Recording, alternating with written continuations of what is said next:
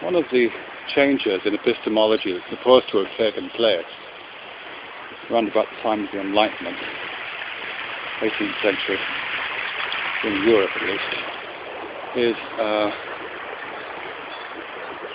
a shift in the paradigm of knowledge from a paradigm based on sensus communis,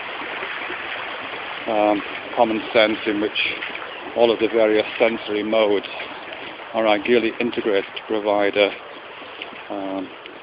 multi-sensory knowledge structure. A move away from that idea of ideal knowledge, if you like, to an objectivity based in science and underpinned by the visual sense primarily. And in a sense that's revealed by the very title of that's been given to that period of history, the Enlightenment. The Enlightenment is the switching on of the light, or the turning up of the illumination, such that the amount of information available to the visual sense completely overwhelms the information which might be accessed literally or metaphorically by the other senses. I know there's been quite a bit of work done on the other sensory modes of access. I'll see if I can locate the references to that. So, post the Enlightenment, there's a much stronger sense of the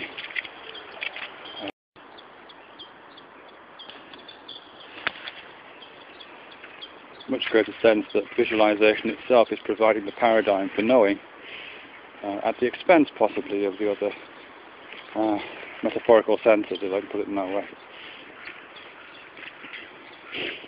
I think one of the correlations to that, I'm not sure if it's a result of that, I don't think it is, but one of the correlations for that is to do with how space is understood. Because that period of time is also a period in European history when Newtonian ideas of space and force and movement and gravity start to become extremely important, and building out of Descartes' work in similar areas. And the idea of Newtonian space as being this seamless,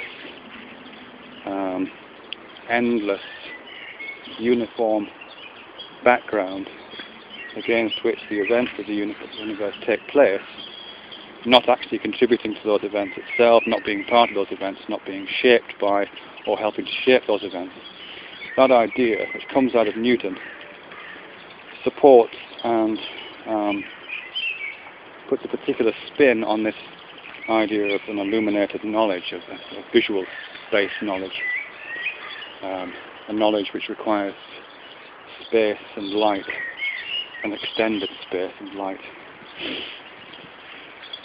The space of Newton contains no horizon, no perspective. It's essentially a Cartesian grid extended in all directions, in all three directions. There are only three dimensions in Newtonian space.